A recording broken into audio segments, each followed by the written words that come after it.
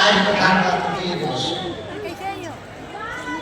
भगवान की बड़ी अनुकंपा है, बड़े भावपूर्वक ठाकुर जी की मंदिरों में कथा सप्ताह चल रही है।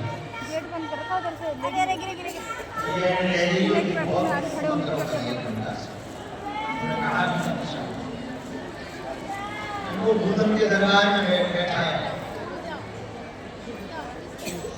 भगवान की बड़ी अनुकंपा है। देखो बड़े भाग्य जब जागृत होते हैं ना तब भगवान की कथा सुनने को मिलती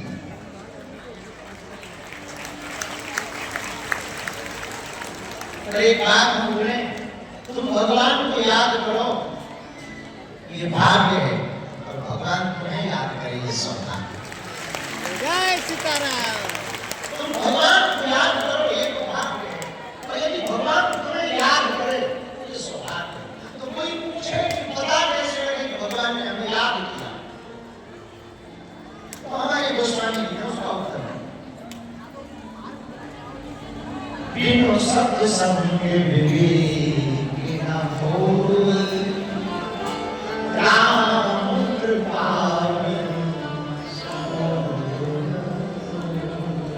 बिना सत्संग के विवेक जागृत नहीं होता।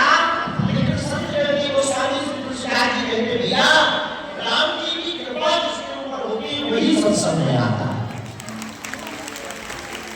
सब नहीं आते लेकिन राम जी की बहुत कृपा हो वो सत्संग में आता है। एक बात बोले तो बोलो आप जो साप्ताहिक सुनो भागवत कथा सुन रहे भैया आप ना अपनी मर्जी से नहीं आए, राम जी की मर्जी से। एक है समीक्षा, एक है प्रतीक्षा, एक है परीक्षा, लेकिन चौथा भी है हरीक्षा। समीक्षा, प्रतीक्षा, परीक्षा और परीक्षा।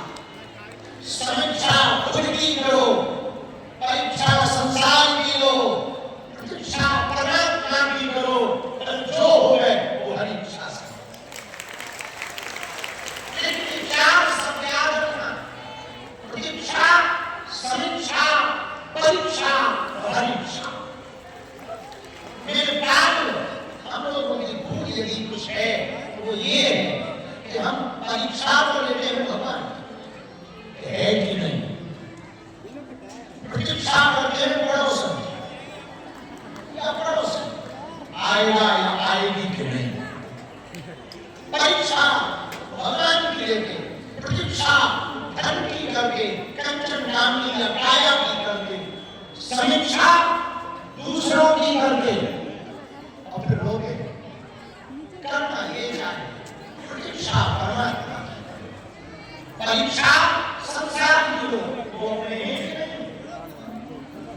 प्रतीक्षा परमात्मा की लोग। सभी ने प्रतीक्षा की तो नाम आया, सभी ने प्रतीक्षा करने का नाम आते। मेरे राम के आने का कारण ही प्रतीक्षा था। लोगों का कहना है कि कंस को मारे, रावण को मारने के लिए राम जी बन गए। हमारा मानना है भैया सभी के कारण राम बना, क्योंकि इसने प्रतीक्षा की, बहुत प्रतीक्षा की। तो प्रतीक्षा करो परमात्मा, परीक्षा करो संसार और समीक्षा खुद की करो कि हमें कैसे दूसरों की नहीं।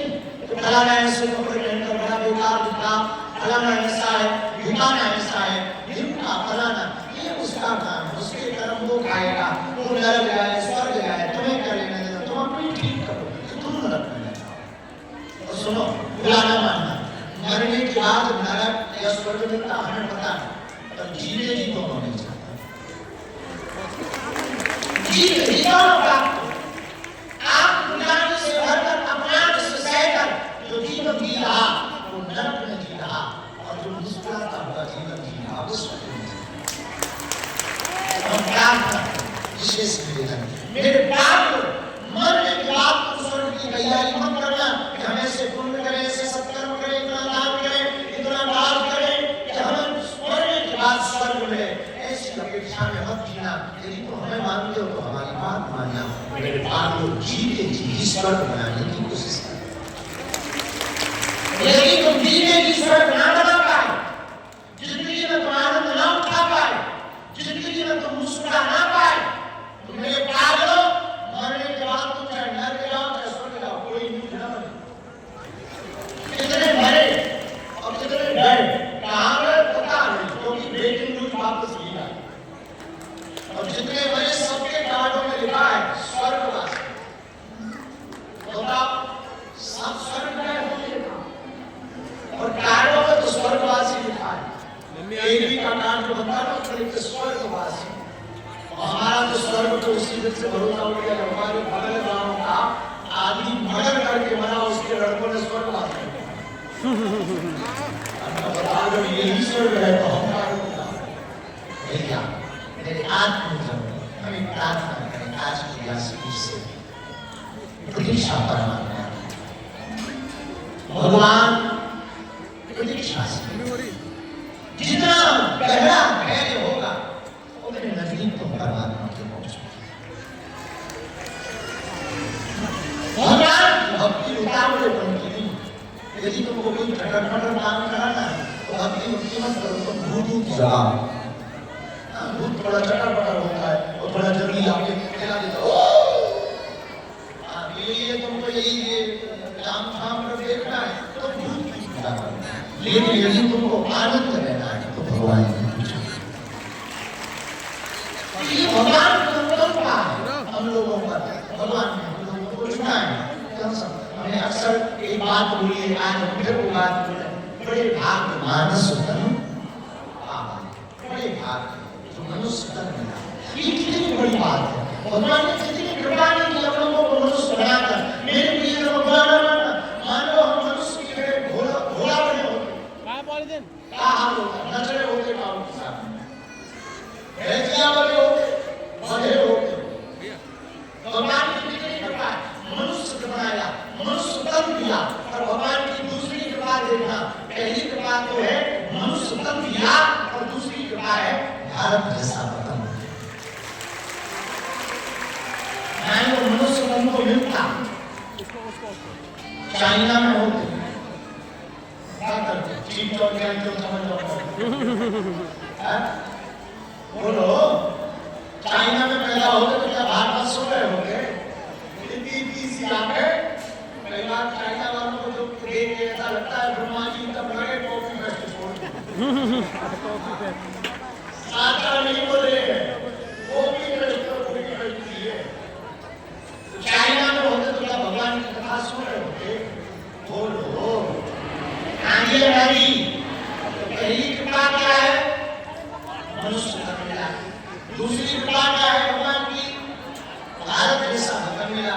अब तीसरी कृपा सुनो, क्या? तीसरी कृपा है सनातन धर्म। सनातन की वजह है यदि तुम दूसरे में हुए होगे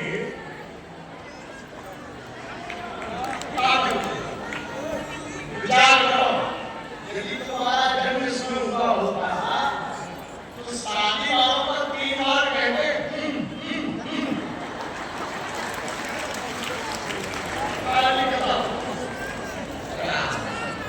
भगवान बता दिया। तुम जो समझे हमने उनके बारे में नहीं कहा, गलत समझे। नाम इसलिए लेते कौन है पाया जो कहने बिना कहे काम चले, तो पहला सौभाग्य मनुष्य तन, दूसरा सौभाग्य भारत जैसा वतन, तीसरा सौभाग्य सनातन जैसा धर्म जिसमें हिंसा अहिंसा, जिसमें वसुदेव कुटुंबकम की चर्चा, ये केवल सनातन है, अन्य जगह नहीं। चौथा सौभाग्य सुना, ये 3 सौभाग्य हो गए, चौथा सौभाग्य सुना। सनातन धर्म तो मिला, लेकिन भगवान ने तुम्हें और हमें इतनी बुद्धि दी कि हम उसको जानने के लिए सत्संग में आते बैठे। ये भी भगवान की वरना कई ऐसे हैं कि जो सनातन में तो है और भगवान को जानने की जिज्ञासा उनके अंदर नहीं है, वो पिपासा उनके अंदर नहीं है, वो प्यास उनके अंदर नहीं है, वो उनके अंदर भाव प्रकट नहीं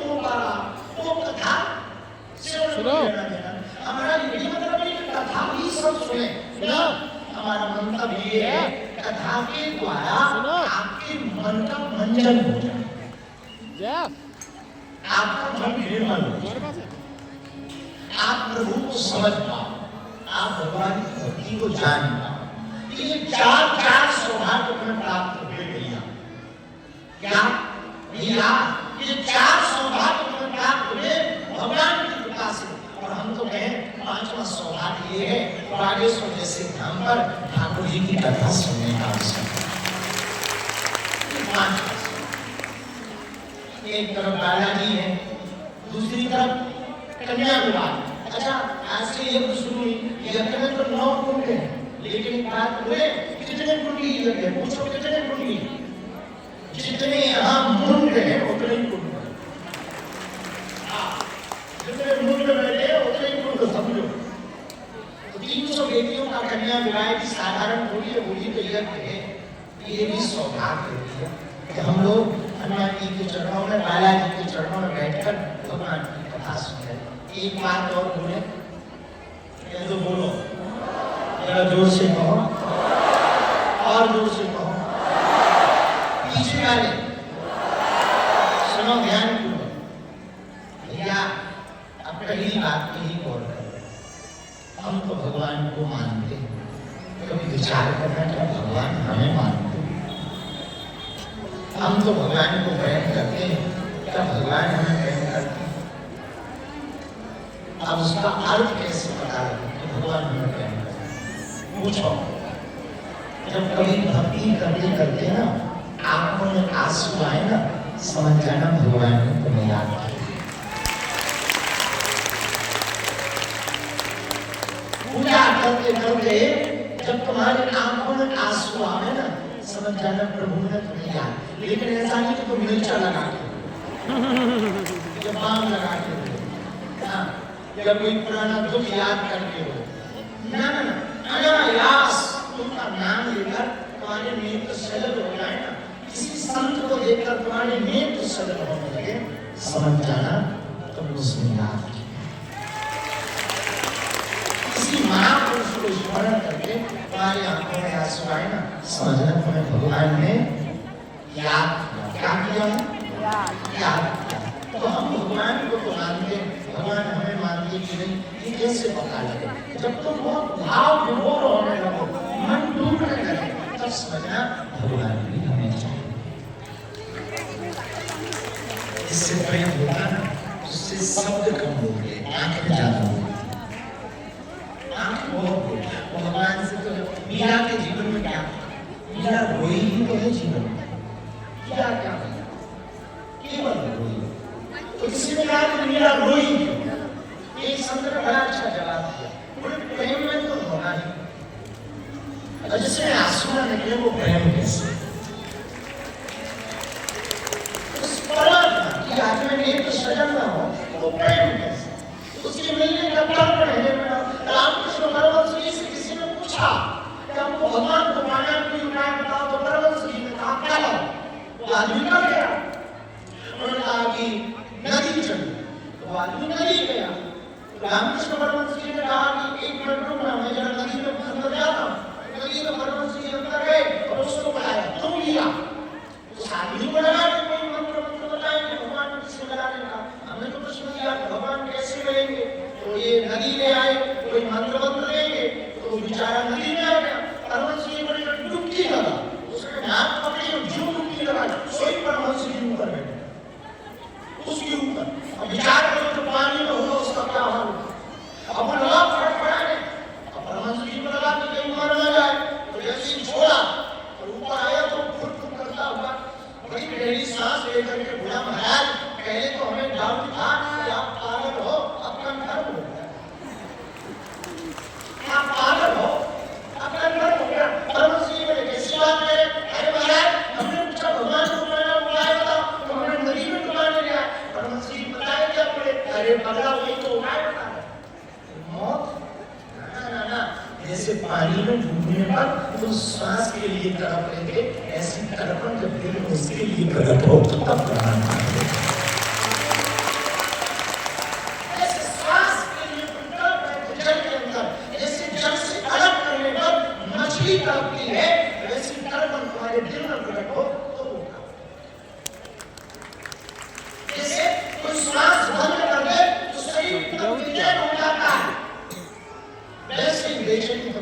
पानी हो तब तो होता वो मिला मिलाया बस देख तब तक ही कर सकते भगवान लापता नहीं है कि भगवान कहिए कहीं ऊपर रहते हैं कहीं नीचे रहते हैं ना हृदय की रखो तो किया वो तो घट में रहता अंदर रहता वो तो मिला मिलाया तुम ढूंढे नहीं तो मिला एक कथा में याद आई भागवत कहने को कही किसी गांव में एक जगह भागवत हो रही थी तो एक चोर था बड़ा नामचीन वो कथा में बैठ गया वो सोच रहा था कि थोड़ा बैठ गया तो वो कथा में बैठा तो उसी वक्त पंडित जी ने ठाकुर जी के रूप की चर्चा की भगवान मुकुट पहने हैं भगवान कानों में कुंडल पहने हैं वैजयंती की माला पहने हैं बड़े हीरे जवाहरात के आभूषण पहने चोर को तो कथा से लेना देना नहीं उसको लगा ये किसी सेठ की बात है बड़ा मालदार सेठ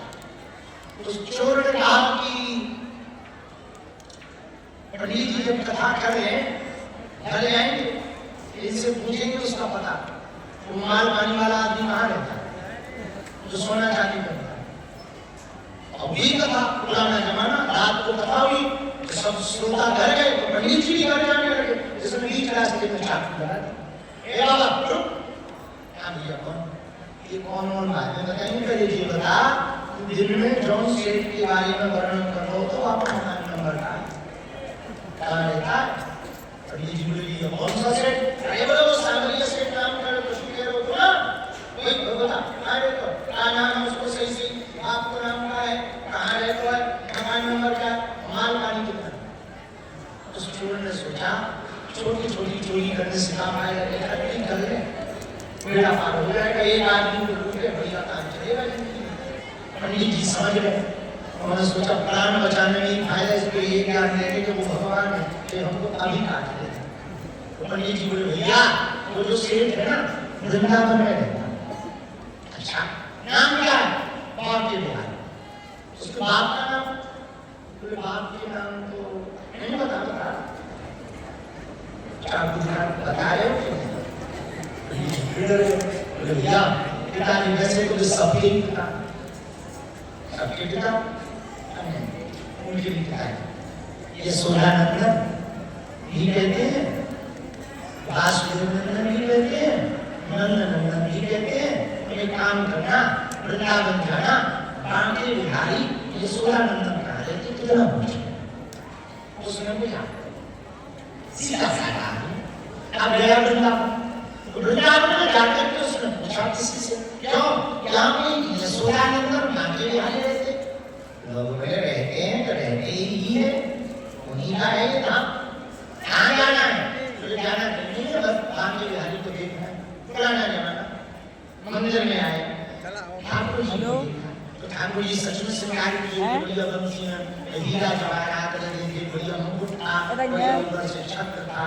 और बढ़िया ये तो दुनिया भी नहीं